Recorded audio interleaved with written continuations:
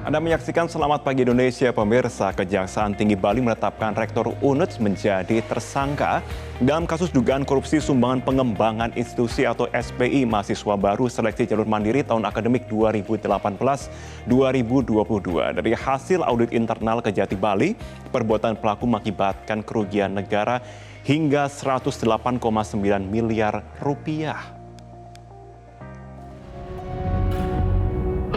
Rektor Universitas Udayana menjadi tersangka dalam kasus dugaan korupsi sumbangan pengembangan institusi mahasiswa baru seleksi jalur mandiri tahun akademik 2018-2022. Aspitsus Kejati Bali Agus Eko Purnomo pada hari Senin siang membacakan langsung keputusan tentang penetapan Profesor Inga sebagai tersangka di kasus Kejati Bali dan Pasar. Agus Eko Purnomo mengatakan, tersangka ditetapkan pada tanggal 8 Maret 2023 setelah pihak Kejati Bali melakukan gelar perkara. Peran tersangka Profesor Inga dalam perkara ini adalah sebagai Ketua Panitia Penerimaan Mahasiswa Baru tahun 2018-2022. Dari hasil penyelidikan yang dilakukan Kejati Bali, ditemukan adanya penyimpangan dalam pemungutan sumbangan pengembangan institusi yang mengakibatkan kerugian negara sebesar 105 miliar rupiah dan 3,9 miliar rupiah. Jumlah tersebut sesuai dengan hasil audit internal Kejati Bali. 100 miliar itu kita temukan dalam penyidikan. Kemarin kan pasal yang pertama kita sangkakan kan pasal 12 huruf E. Itu yang kerugiannya 3,9 miliar. Setelah kita lakukan pendalaman, pemeriksaan dengan alat bukti dan audit dari auditor, itu ada juga penerimaan lain yang besarnya tidak sesuai dengan peraturan.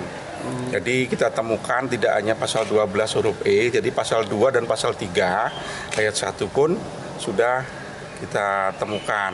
Jadi ada penambahan pasal dan penambahan kerugian dan penambahan tersangka.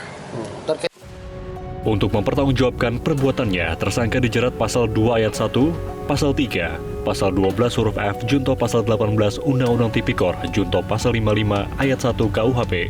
Sementara itu, usai menjalani pemeriksaan, Rektor Universitas Udayana I. Nyoman Gede yang kerap disapa Profesor Inga mengatakan bahwa penyidik Kejaksaan Tinggi Bali dalam pemeriksaan mengajukan 48 pertanyaan dalam waktu selama kurang lebih 9 jam.